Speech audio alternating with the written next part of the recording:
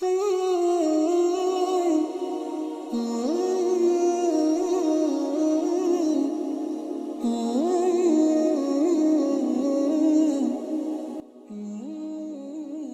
kita akan menceritakan kisah tentang seekor hewan yang konon kabarnya mampu menelan makanan selebar perjalanan kaki selama sebulan hanya dengan satu kali suapan saja.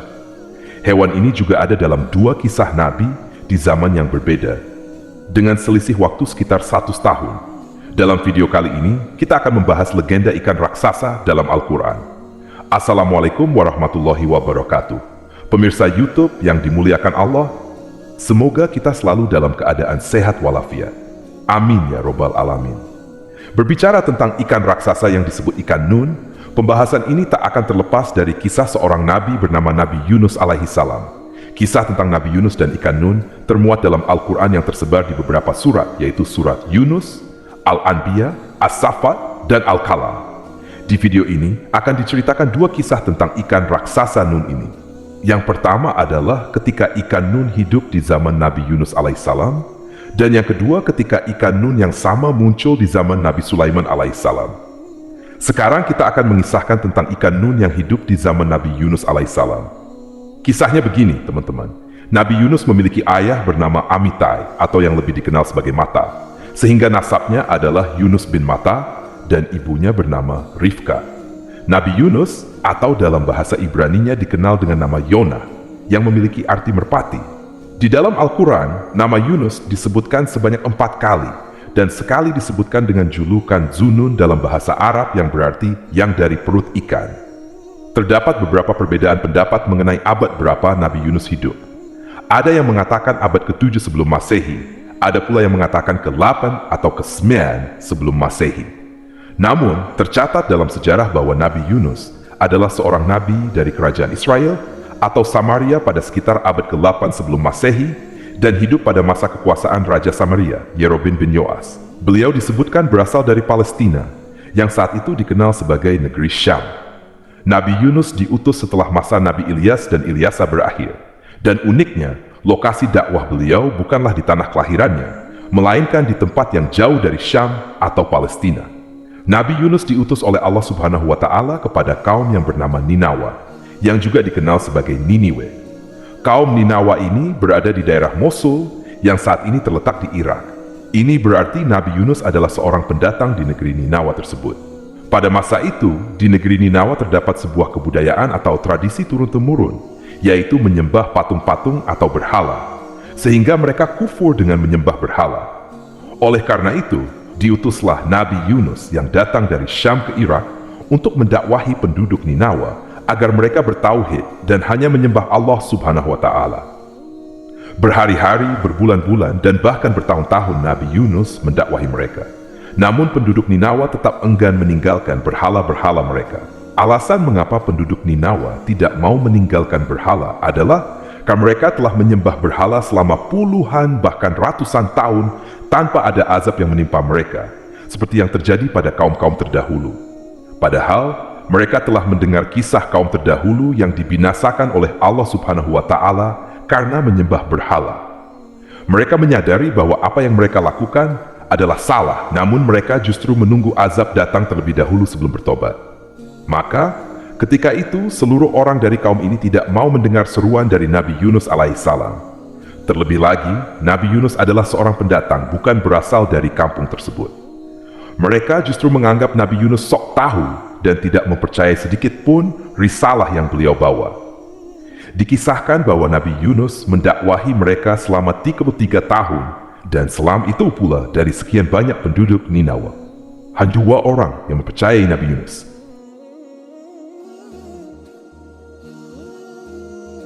Mereka berkata, "Sudahlah Yunus, urusi saja hidupmu sendiri. Jika engkau ingin memiliki pengikut, berdakwahlah di kampung halamanmu." Nabi Yunus, yang merupakan manusia biasa, mendengar hinaan dan penolakan itu. Beliau merasa kecewa dan marah. Suatu hari Nabi Yunus memutuskan untuk pergi meninggalkan kaumnya. Saat itu, Yunus pergi dalam keadaan hati yang kecewa dan marah. Beliau berjalan menuju sebuah dermaga dan meminta izin untuk menumpang di sebuah kapal, meskipun kapal tersebut sebenarnya sudah kelebihan muatan. Namun nahkoda kapal tetap mengizinkan Nabi Yunus untuk ikut serta. Dan ingatlah kisah Zunun atau Yunus ketika dia pergi dalam keadaan marah, lalu dia menyangka bahwa kami tidak akan menyulitkannya. Maka dia berdoa dalam keadaan yang sangat gelap. Tidak ada Tuhan selain Engkau, Maha Suci Engkau. Sungguh aku termasuk orang-orang yang zalim. Al-Quran Surat Al-Anbiya ayat 87. Sobat Jazirah Ilmu yang dimuliakan Allah, tak lama berselang setelah kepergian Nabi Yunus alaihissalam, tiba-tiba tanda-tanda azab Allah Subhanahu wa Ta'ala pun muncul kepada kaum Ninawa yang beliau tinggalkan. Langit berubah menjadi merah, seolah-olah seperti kobaran api yang membara. Orang-orang Ninawa pun menjadi ketakutan dan baru menyadari kebenaran peringatan Nabi Yunus alaihissalam. Namun saat itu Nabi Yunus telah meninggalkan mereka. Mereka pun bingung harus meminta tolong kepada siapa. Mereka kembali teringat pada nasib orang-orang yang tidak bertakwa seperti mereka, yang dibinasakan Allah pada zaman dahulu. Menurut tafsir dari Ibnu Katsir, dijelaskan bahwa warga Ninawa ketika itu menyadari kesalahannya karena telah menghina Nabi Yunus dan mendustakan risalah yang dibawanya. Ketika langit berubah merah, seluruh penduduk Ninawa pergi ke hamparan padang pasir dan mulai berdoa serta memohon ampun kepada Allah Subhanahu wa Ta'ala. Mereka disebut berdoa selama 40 malam. Akhirnya Allah Subhanahu wa Ta'ala berkenan memberikan pengampunan dan membatalkan azab yang akan ditimpakan kepada mereka. Kita kembali ke kisah Nabi Yunus yang menaiki kapal. Setelah kapal yang ditumpangi Nabi Yunus berada di tengah lautan, atas izin Allah Subhanahu wa Ta'ala, tiba-tiba terjadi badai yang cukup besar hingga kapal dihantam gelombang ombak yang besar. Kapal itu terombang-ambing dan beberapa bagian mulai rusak. Kapal tersebut perlahan-lahan mulai tenggelam. Nahkoda dan orang-orang di kapal berpikir bagaimana caranya agar kapal tidak tenggelam. Mereka memutuskan untuk membuang barang-barang bawaan agar beban kapal berkurang. Setelah semua barang dibuang, kapal menjadi sedikit lebih stabil. Namun, pengurangan beban masih dirasa kurang karena kapal masih terus tenggelam. Jika dibiarkan, semua orang di kapal itu akan tenggelam. Akhirnya, mereka memutuskan untuk membuat undian. Siapapun yang namanya keluar dalam undian, dia harus keluar dari kapal. Nama pertama yang keluar dalam undian itu adalah Nabi Yunus alaihissalam. Namun orang-orang merasa tidak tega untuk melempar Nabi Yunus ke laut karena beliau adalah pria terhormat. Mereka pun melakukan undian ulang, namun nama Nabi Yunus kembali keluar. Bahkan di undian ketiga, nama Nabi Yunus tetap keluar. Melihat namanya muncul 3 kali berturut-turut, Nabi Yunus tanpa diminta langsung melompat keluar kapal dan menceburkan diri ke lautan lepas. Abdullah bin Mas'ud melalui riwayat Ibnu Katsir menceritakan bahwa tak lama setelah Nabi Yunus terjun ke laut, tiba-tiba seekor ikan besar datang dan menelan tubuh Nabi Yunus secara utuh. Setelah menelan Nabi Yunus, ikan besar itu langsung pergi ke dalam dengan Nabi Yunus di dalam.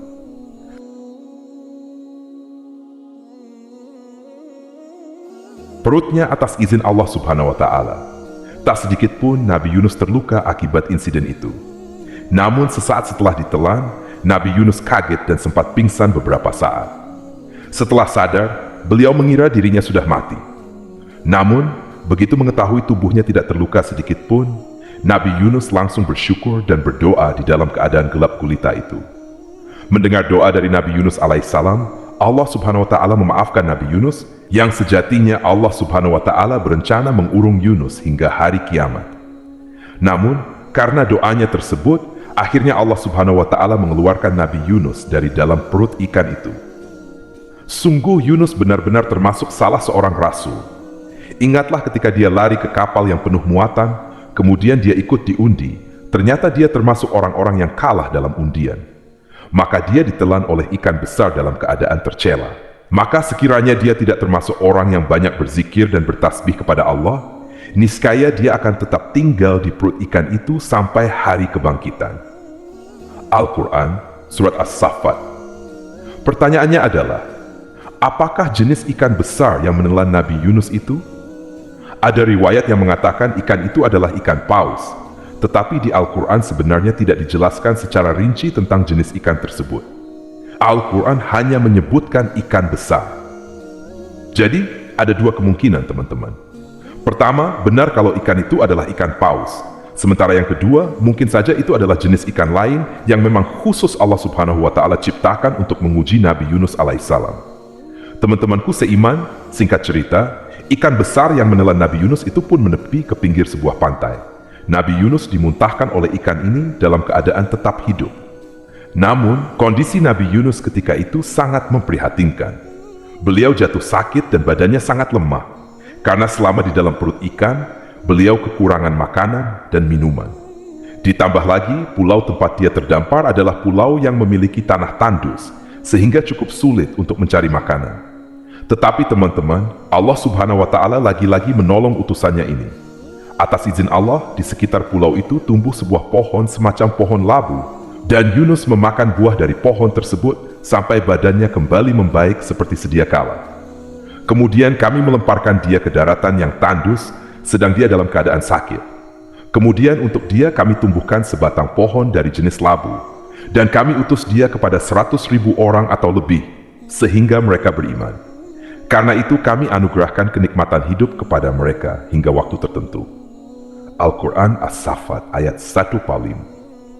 Kisah kedua yang berhubungan dengan ikan nun ini berasal dari kitab yang berjudul Durratun Nasihin, karya dari Syekh Utsman bin Al-Hasan bin Ahmad Asy-Syakir Al-Kaubawi. Kisahnya begini, teman-teman. Nabi Sulaiman adalah seorang nabi sekaligus raja yang sangat sukses. Sebagai raja, Nabi Sulaiman memiliki kekayaan yang luar biasa banyak. Diceritakan dalam berbagai literatur dan dalam Al-Quran, kekayaan Nabi Sulaiman alaihissalam sangat melimpah. Banyak ulama berpendapat Nabi Sulaiman adalah manusia paling kaya yang pernah Allah Subhanahu wa Ta'ala ciptakan. Walaupun diberi harta yang melimpah, Nabi Sulaiman tetap seorang hamba yang selalu taat dan beriman kepada Allah Subhanahu wa Ta'ala. Dengan harta yang begitu banyak, Sulaiman tidak pernah sombong atau pelit, dan beliau terkenal sebagai raja yang sangat senang bersedekah. Pada suatu hari, terlintas di benak Nabi Sulaiman untuk memberi makan semua makhluk hidup di muka bumi ini, termasuk hewan di darat, di laut, dan di udara. Kemudian Nabi Sulaiman meminta izin kepada Allah Subhanahu wa Ta'ala. Ya Allah, ya Rabb, perkenankan hamba menyediakan makanan untuk semua makhluk hidup setahun penuh. Allah Subhanahu wa Ta'ala berfirman, sungguh engkau tidak akan sanggup. Akhirnya, ketika Nabi Sulaiman telah mengantongi izin dari Allah Subhanahu wa Ta'ala, Nabi Sulaiman langsung memerintahkan pasukannya, baik dari kalangan jin maupun manusia. Mereka ditugaskan untuk mendata semua makhluk yang ada di muka bumi. Setelah selesai mendata jumlah seluruh makhluk hidup yang akan diberi makan, mereka pun mulai memasak dan mengumpulkan berbagai macam makanan. Nah, makanan yang telah masak dan jadi itu mereka letakkan di sebuah padang pasir yang sangat luas. Jadi teman-teman, demi memenuhi kebutuhan makan seluruh makhluk hidup ketika itu, mereka menyiapkan makanan selama 40 hari penuh dan mengumpulkan seluruh makanan itu di sebuah padang pasir. Hingga diceritakan, panjang dari makanan itu adalah 1 bulan perjalanan kaki dan lebarnya juga sama, yaitu 1 bulan berjalan kaki. Itu sungguh hidangan makanan yang luar biasa banyak. Selama mereka menyiapkan makanan ini selama 40 hari, Nabi Sulaiman telah memerintahkan angin untuk tidak berhembus di padang pasir itu karena ditakutkan makanan yang ada di situ jadi rusak dan hilang. Ketika hidangan makanan itu telah siap untuk disantap, lalu Allah Subhanahu wa Ta'ala bertanya kepada Nabi Sulaiman, makhluk manakah yang akan memulai memakan hidangan yang engkau sediakan ini? Nabi Sulaiman menjawab, mereka yang mendarat di darat dan di laut. Kemudian, dengan kekuasaannya, Allah Subhanahu wa Ta'ala memerintahkan seekor ikan besar dari kedalaman laut untuk menyantap makanan itu. Ikan besar ini langsung keluar dari air dan memakan seluruh makanan yang ada di padang pasir itu, hingga semuanya habis dengan hanya 1 kali suapan saja, karena saking besarnya ukuran tubuh ikan raksasa ini. Alangkah terkejutnya Nabi Sulaiman ketika itu. Makanan yang telah disiapkan selama 40 hari bisa habis dengan 1 makhluk saja, yang lainnya belum kebagian. Bahkan ikan raksasa ini setelah selesai menyantap hidangan, berkata kepada Nabi Sulaiman, wahai Sulaiman, kenyangkanlah perutku sekarang, aku masih merasa lapar. Pada saat itu, Nabi Sulaiman langsung bersujud sambil menangis kepada Allah Subhanahu wa Ta'ala. Beliau memohon ampunan karena merasa sombong dan merasa mampu memberi makan semua makhluk hidup, padahal untuk memberi makan 1 ikan saja, dia masih belum cukup mampu. Kisah Nabi Sulaiman ini memberikan kita pelajaran dan peringatan bahwa Allah Subhanahu wa Ta'ala itu benar-benar maha kaya, dan tak ada yang bisa menandingi kekayaannya. Apalagi itu cuma Nabi Sulaiman alaihissalam. Dan hanya Allah Subhanahu wa Ta'ala yang sanggup dan mampu memberi makan seluruh makhluk hidup di muka bumi ini dari awal zaman hingga akhir zaman. Jadi, itulah kisah tentang legenda ikan raksasa dalam Al-Quran. Semoga kisah ini bermanfaat. Lebih dan kurangnya mohon dimaafkan. Yang benar datangnya dari Allah Subhanahu wa Ta'ala, khilaf atau keliru itu datangnya dari saya pribadi sebagai manusia biasa. Sampai ketemu di kisah-kisah seru yang penuh makna selanjutnya. Saya akhiri. Wassalamualaikum warahmatullahi wabarakatuh.